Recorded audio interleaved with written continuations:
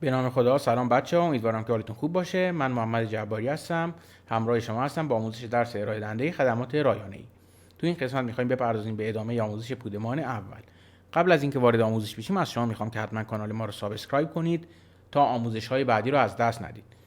تو این قسمت می‌خوایم بپردازیم به مبحث تنظیم بولت‌ها. مبحث خیلی ساده‌ای هستش، قبلا هم بهش اشاره کردیم، حالا اینجا یک مروری هم میشه.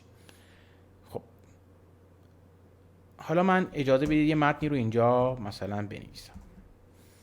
در فوتبال پست های مختلفی وجود دارد، از جمله مثلا چه این حالتی رو داریم.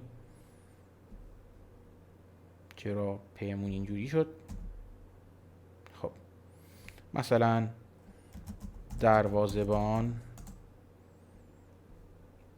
مدافع، هافبک، مهاجم. خب میخوایم اینا رو به صورت نشانه گذاری در بیاریم. نوشتیم در فوتبال پست های مختلفی وجود داره، از جمله اینا مثلا برامون مواردی هستن که مهمه. برای چه این مواردی انتخاب میکنید؟ اونایی که میخواید یک شکلکی نشانه‌ای قبلش قرار بدید و اینجا توی قسمت هوم گزینه بولت رو ما داریم. از اینجا بولتس که یکی از اینا رو انتخاب میکنید براش، هر کدوم رو دوست داشته باشید، یا حتی میتونید یک بولتی رو در واقع تعریف کنید خودتون. خب